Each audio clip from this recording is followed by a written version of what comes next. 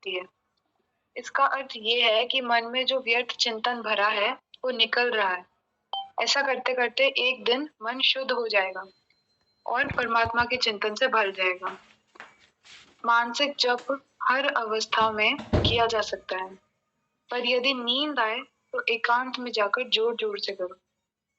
भगवान ने हमें बुद्धि निर्दोष बनने के लिए दी है और हमारे प्रभु पर विश्वास करने के लिए दी है।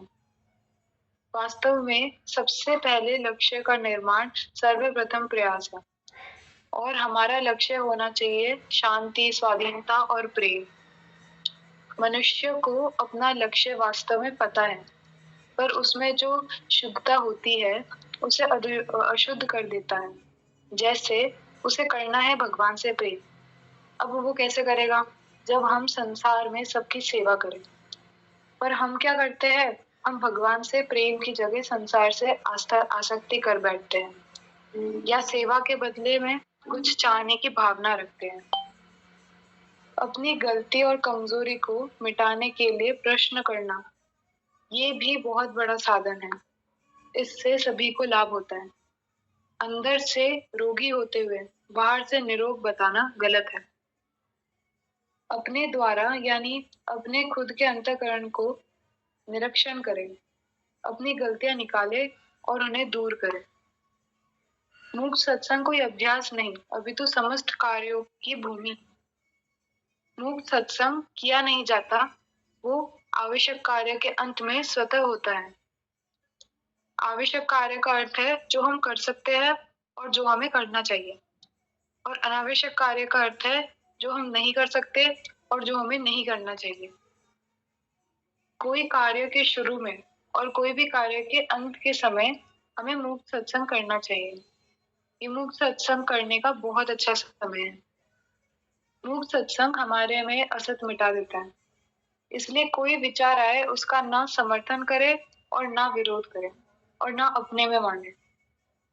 मूक सत्संग का भवन यदि खड़ा करना है तो उसकी नींव में मेरा कुछ नहीं, मुझे कुछ नहीं चाहिए, ये डाल दे, तो वो स्वतः होगा।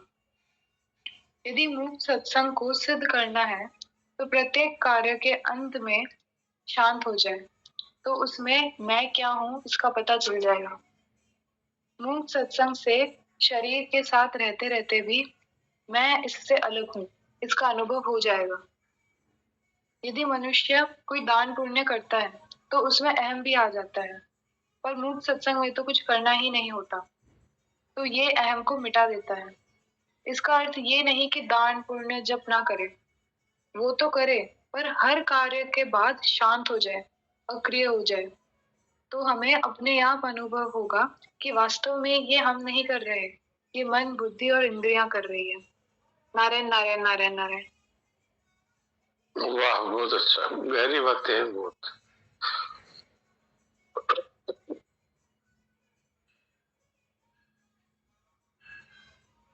तो आज नंदिनी है, वो 4-5 दिन के लिए नहीं करवा पाएगी, इसलिए मेरा चरित मैं पढ़ता हूँ।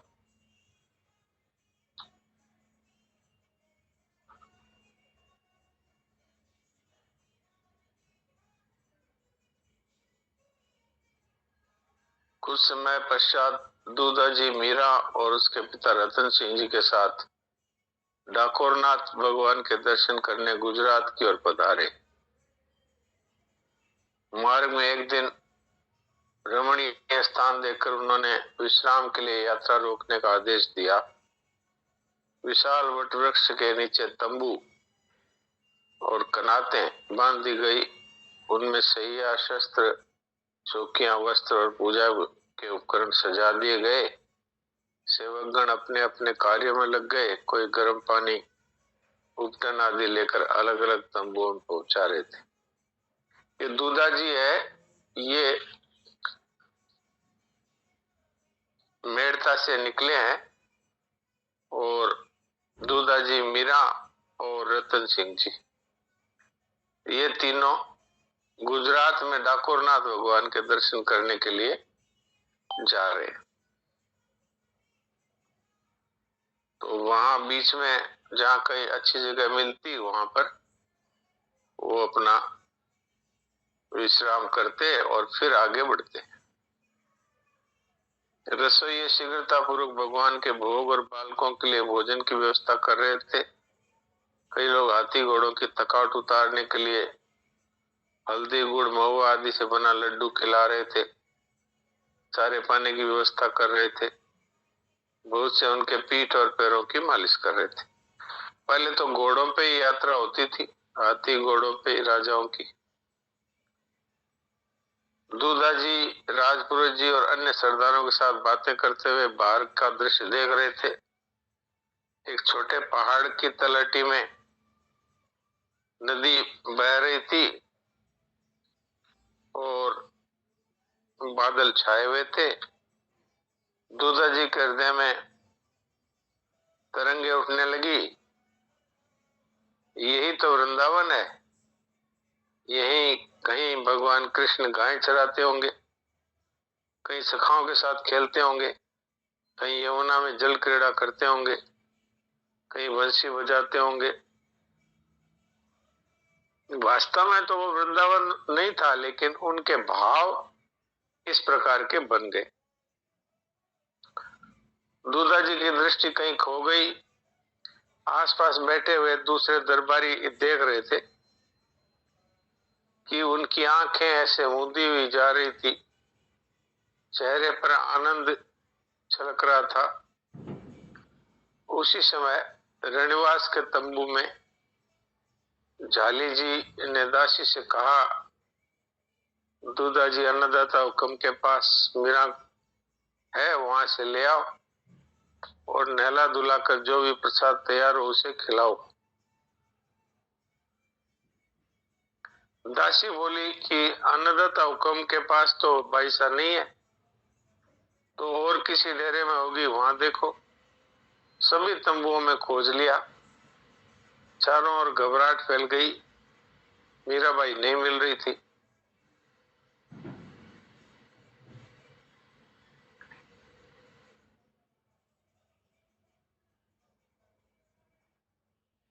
तो साथ आई सेना के प्रधान ने दूधा जी से कहा कि बाईसा नहीं मिल रही है, बाईसा का कहीं पता नहीं है, आसपास ही कहीं होगी, चलो ढूंढते हैं। सेवक और कुछ सैनिक चारों ओर गए। राजपुरोहित जी और दो उमरावों के साथ दूधा जी नदी की ओर चले।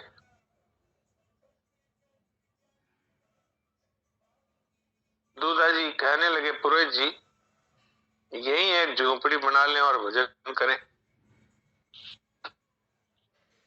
पुरोहित जी बोले, महाराज जी कि जी महाराज, क्या सोच रहे हैं?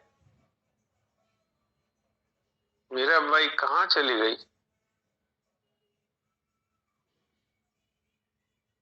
ऐसे सुंदर स्थल पर किसी संत के दर्शन हो जाते तो यात्रा सफल हो जाती। दूधा जी बोले, नदी से थोड़ी दूर होंगे।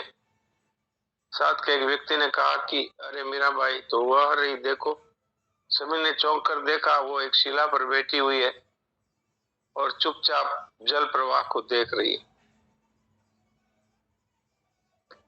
और ये भी देखा कि कहां से एक काला नाग आया, वो मीरा के पीछे की ओर से उसके सिर पर अपने फल छत्र की तरह फैला के रखा है। सब लोग अवाक होकर रुक गए। फिर संभल कर दूधा जी ने अपने कदम आगे बढ़ाए। मन में कई आशंकाएं थी और सबकी दृष्टि मीरा पर थी। उन्होंने देखा कि उसने सिर उठाकर नदी के उस पार देखा और हाथ जोड़कर सिर झुकाया। मीरा की दृष्टि वृक्ष के नीचे हाथ में कमंडलू लिए एक महात्मा की ओर पड़ी। मीरा प्रणाम करके और उनके चरणों में झुकी। उन्होंने दूसरा हाथ उठाकर आशीर्वाद दिया। लोगों को देख करके नाग देवता चुपचाप समीप की झाड़ी में चले गए। दूधा जी ने आगे बढ़कर मीरा को गोद में उठाया नदी अधिक गहरी नहीं थी, कहीं कमर और कहीं घुटनों तक पानी था।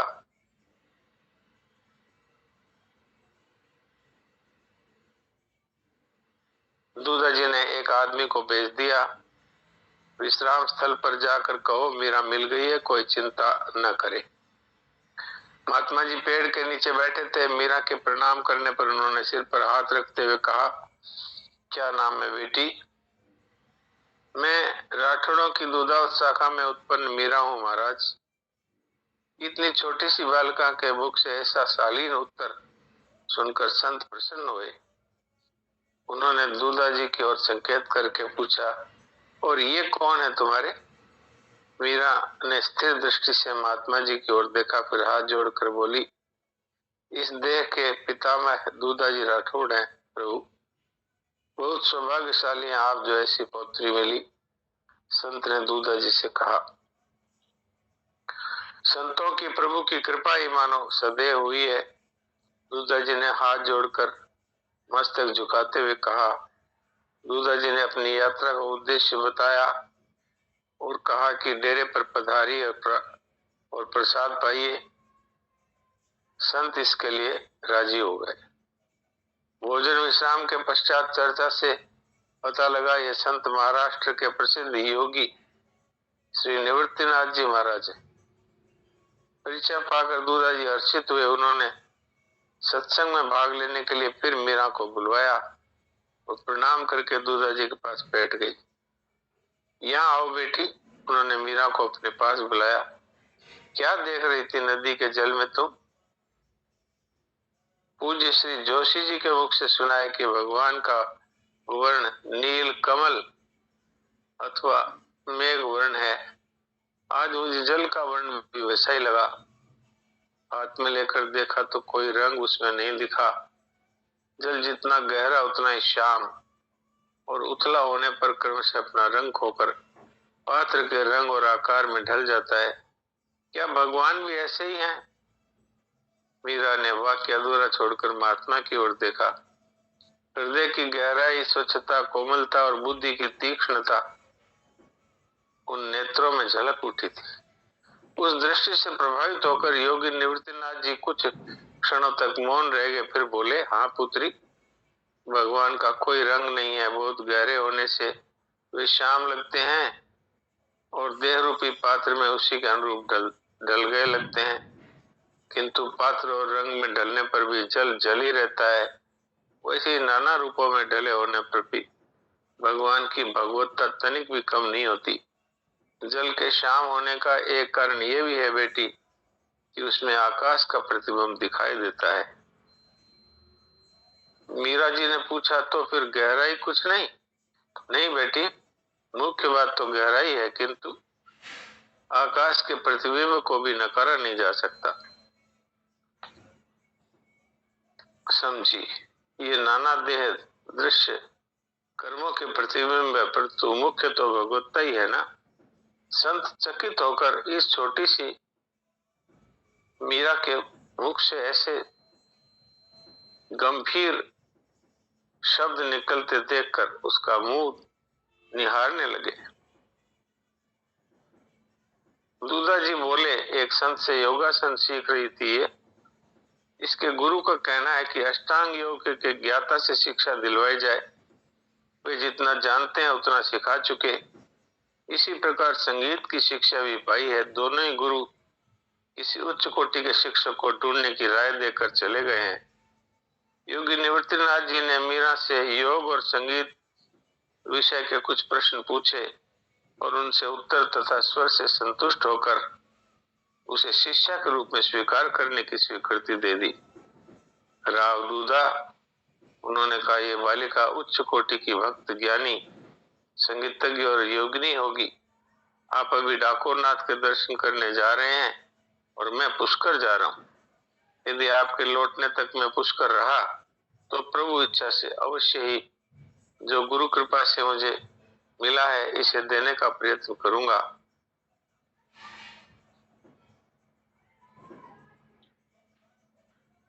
तो अभी योगी निवृत्तिनाथ जी से दूधा जी का मिलन हुआ है और अब निवृत्तिनाथ जी ने ये स्वीकार कर लिया कि इस बच्ची को मैं और योग की शिक्षा दूंगा और संगीत विषयक भी शिक्षा दूंगा। तो शिष्य रूप से एक प्रकार से उन्होंने मीरा जी को स्वीकार कर लिया।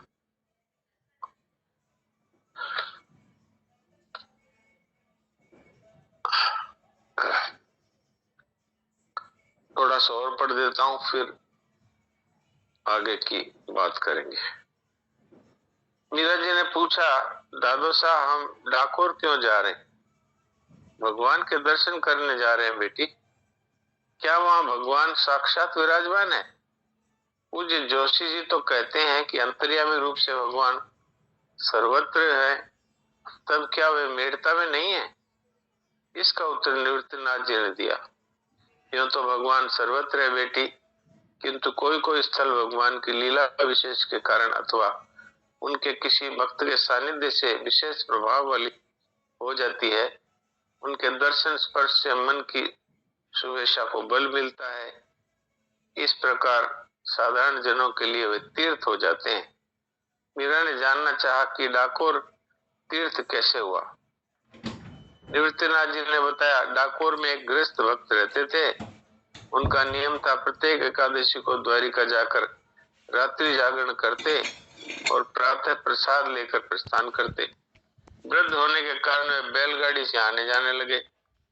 प्रभु से ये परिश्रम सही नहीं गई, ये थकान देखी नहीं गई। एक बार जागरण के मध्य उनको झपकी आ गई। उन्होंने देखा स्वयं द्वारिकाधीश प्रभु उपस्थित है। वे शोभा सुषमा और ऐश्वर्य देखकर वे मगन हो गए। उन्हें लगा भक्त प्रभु कह रहे हैं, अब तुम वृद्ध और निर्बल हो गए हो, हर एक एकादशी तुम्हारा यहाँ आना जाना मुझे सहा नहीं जाता, किंतु क्या करूं, तुम्हारे बिना मुझे भी एकादशी अच्छी नहीं लगती। ऐसा करो, तुम मुझे डाकोर ले चलो, हम दोनों साथ ही रहेंगे। ऐसा कहकर प्रभु अंतर्ध्यान हो गए। अचानक हड़बड़ाकर वे मन ही मन कहने लगे, ये क्या मैंने स्वप्न देखा? क्या सचमुच ही प्रभु डाकोर पधारना चाहते हैं? आहा, ऐसे भाग्य कहाँ। स्वप्न तो स्वप्न ही है मेरे पागल मन, असंभव की आशा मत कर। निज मंदिर में जाकर प्रभु के श्री विग्रह को हाथ लगाएगा तू? कैसे ले जाएगा? देख रहा है इन पंडे पुजारियों को, तेरी हड्डी हड्डी पूरी कर देंगे। सो तो सब ठीक है, पर उस मोहिनी मूर्त भगवान के उन वचनों का लोभ कैसे छोड़ूं? उसे झरती अमृतवाणी कानों में वो स्वर अभी भी सुनाई दे रहा है। सबसे बढ़कर भगवान की वह मुस्कान, मैं क्या करूं, कहाँ जाऊं? लगता है जैसे मन मिश्री की डली सा घुल गया है इस मुस्कान में, और नजर वह तो कहने में नहीं आ सकती। वे कोमल पलकें, वह आम किसी फाक, बड़ी बड़ी आंखें, वे काली भंवर सी पुतलियां, आह कैसे कैसे वह दृष्टि कलेजे में उतर कर आरी सी चलाती है कि न कराते बनता है न मुस्कुराते। प्राणों का चैन छीनने वाली वह मीठी पीड़ा। अपने विचारों में लीन उन्हें ज्ञात ही न हुआ कि 3 पहर रात कब बीत गई। रात के चतुर प्रहर की ठंडी हवा से कीर्तनिया लोग आड़े टेढ़े होकर झपकी लेने लगे। उन्होंने स्वयं से कहा, यही अवसर है प्रभु को ले जाने का। तुझे डर किसका है? तू तो प्रभु की आज्ञा का पालन कर रहा है। क्या करेंगे ये लोग? मारेंगे ही तो। एक बार बाहों से भरकर भगवान को अपनी छाती ठंडी कर लूं। एक बार, केवल एक बार मुझे साहस कर लेने दे, हे मेरे कायर मन। फिर चाहे जीवन रहे न रहे, देह तो जानी है, इसमें चली जाए। प्रभु पधारना चाहते हैं डाकोर, इस दीन सेवक के घर। यही तो बात है। उनकी इच्छा पूर्ण करने जा रहा हूं, तो क्या होगा ये मैं क्यों सोचूं? ये तो जिसने आदेश दिया है वह सोचे। उन्हें ज्ञात ही नहीं हुआ कब वो उठकर मंदिर गए और कब श्री विग्रह को गोदी में भरकर उठा लाए। आनंद के उद्रेक से नेत्रों से बहते आंसू जग को अंधेरा कर रहे थे। रोमांचित देह और अटपटी चाल, इतने पर भी उन्होंने दोनों हाथों से कसकर ठाकुर जी को छाती से दबा रखा था। अनुमान से चलकर गाड़ी में अपनी फटी हुई गुदड़ी पर प्रभु को सुला दिया। ऊपर से वैसे ही चिथड़े उड़ा दिए। बैलों के जुए के नीचे देकर जोत बांध दिए। नाथ में रस्सी का संकेत पाते ही उमंग में भरे बैल घर की ओर दौड़ चले। भक्त बार बार सिर घुमाकर देखते कहीं प्रभु उघाड़े न हो जाए। बैलों के दौड़ने से इधर उधर खिसक कर उनको चोट न लग जाए। वे बार बार हाथ बढ़ाकर अपनी गुदड़ी प्रभु को उठा देते। संत श्री निवृत्तिनाथ जी मानो सीधे भगवान से बोल पड़े। इसके आगे की कहानी बाद में सुनाते हैं। नारायण नारायण। ये डाकोर कैसे पधारे भगवान, वो कथा है। भक्त के प्रवेश होकर के भगवान उसके साथ जाने को तैयार हो गए। बूढ़ा शरीर है, हर एकादशी को आते हैं, तो क्यों ना मैं इनके घर चला जाऊं। ऐसे भगवान उनके साथ जाने को तैयार हो गए। अब ये बेचारा ब्राह्मण भगवान को छाती से चिपकाए भाग रहा है। अब उसको लग रहा है कहीं पीछे से पुजारी लोग दौड़ के आ जाएंगे तो मेरा क्या होगा। इससे आगे की कथा फिर कहने का विचार है।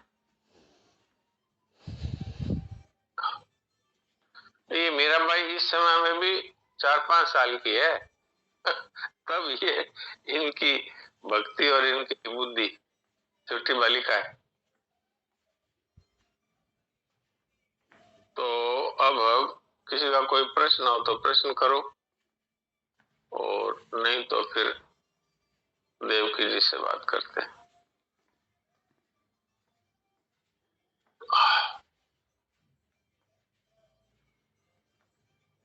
देवकी जी को सुना दीजिए।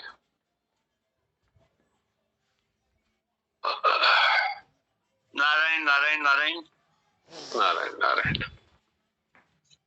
तो बात चल रही थी जी, मूक सत्संग कोई अभ्यास नहीं है, हाँ जी, पितु समस्त साधनों की भूमि है। मूक सत्संग किया ही जाता, आवश्यक कार्य के अंत में स्वतः होता है। जो स्वतः होता है उसमें अपनी आस्था, श्रद्धा और विश्वास हो तो बड़ी ही सुगमता पूर्वक साधन की अभिव्यक्ति तथा असाधन का नाश हो जाता है। ये बात है। जो स्वतः होता है उसमें अपनी आस्था, श्रद्धा, विश्वास हो तो बड़ी सुगमता पूर्वक साधन की अभिव्यक्ति और असाधन का नाश हो जाता है। अब आप देखिए कि आज तो हम लोग सोचते हैं भाई ये साधन करे, ये साधन करे, और ये मूक सत्संग अगर करते हैं तो आपके लिए कौन सा साधन आवश्यक है वो स्वतः आपके जीवन में प्रकट हो जाएगा। उसकी अभिव्यक्ति होती है। अभिव्यक्ति का मतलब होता है वो साधन स्वतः प्रकट होगा। अगर आपके प्रकृति के अनुसार सेवा का साधन है तो कर्मयोग का साधन प्रकट हो जाएगा। यदि आपकी प्रकृति के अनुकूल यदि आत्मज्ञान है तो वो प्रकट होगा। यदि आपकी प्रकृति के अनुकूल भगवान की भक्ति है तो वो साधन भी स्वतः प्रकट होएगा। आपके द्वारा अपने आप वो साधन होने लगेगा। कोई ये सोच सकता है कि मूक सत्संग अभ्यास है, उसको बार बार करना पड़ेगा, लेकिन यहाँ तो शरणानंद जी महाराज साफ ही कहते हैं मूक सत्संग कोई अभ्यास नहीं है। वैसे भी अगर देखा जाए तो मूक सत्संग क्या है? ये एक प्रकार का विश्राम है, विश्राम। तो आप देख लीजिए, संसार में कोई भी काम आप लगातार नहीं कर सकते। एक समय ऐसा आता है जब आपको विश्राम की आवश्यकता पड़ती है। लेकिन विश्राम कब मिलता है? जब आप आवश्यक कार्य करते हैं। आवश्यक कार्य का अर्थ है जो हम कर सकते हैं और जिसको करना चाहिए, वो आवश्यक कार्य। और आवश्यक कार्य कब होता है? जब हम अनावश्यक कार्य का त्याग करते हैं। अनावश्यक कार्य क्या है? जिसको हम नहीं कर सकते और जिसको नहीं करना चाहिए, वो अनावश्यक कार्य।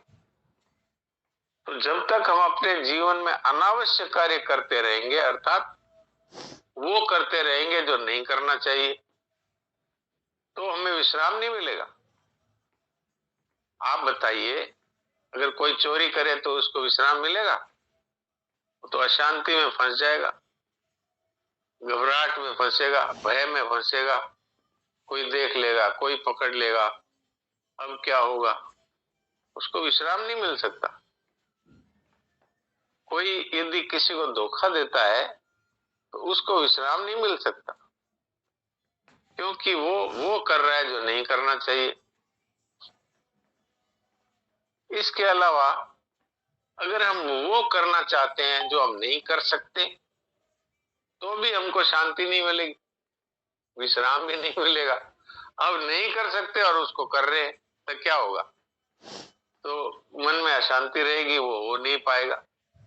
इसलिए आवश्यक कार्य पूरा करना वो स्वतः ही विश्राम देता है। वैसे भी आप देखो, कोई आदमी यदि दौड़ता है तो लगातार दौड़ता नहीं रह सकता, उसको बीच में विश्राम करना ही पड़ेगा।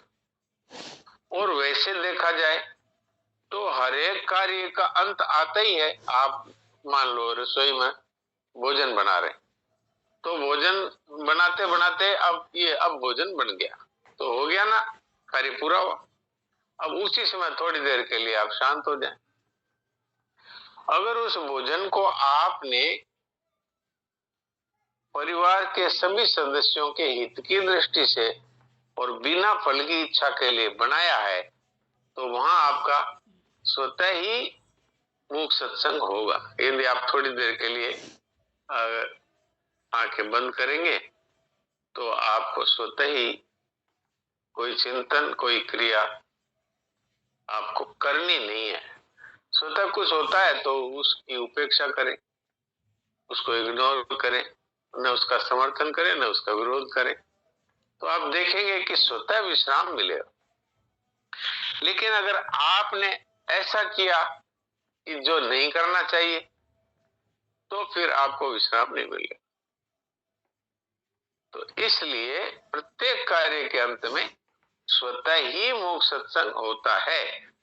पर हम एक आदत बना लें कि ये कार्य पूरा हो गया, अब थोड़ी देर के लिए अचिंत्य होकर रहे, फिर दूसरा कार्य शुरू करें। उससे एक ऐसी आदत हो जाएगी कि आपको अपने स्वरूप का अनुभव होगा।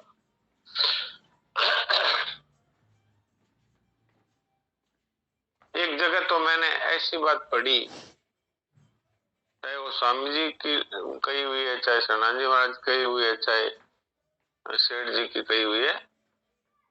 बात यह है कि संसार दिखता है पर है नहीं। इस तरह से संसार का अभाव स्वीकार कर ले। संसार का अभाव स्वीकार करते ही आपके सदा रहने वाले स्वरूप की या आत्मा की आपको स्वतः ही अनुभूति होगी। बस ये क्यों नहीं होती है ये अनुभूति कि हम बदलने वाले संसार को ही सत्य मानते हैं, तो जो सत्य वस्तु है वो छिपी हुई रहती है। इसलिए मूक सत्संग है, ये उस सत्य वस्तु आत्मा को, जो आपका अपना स्वरूप है, उसका परिचय कराती है। ये है बात। तो आज का समय यही पूरा हो रहा है, इसलिए थोड़ी देर के लिए हम मूक सत्संग करें, अर्थात चिंतन रहित होकर क्रिया रहित होकर बैठे।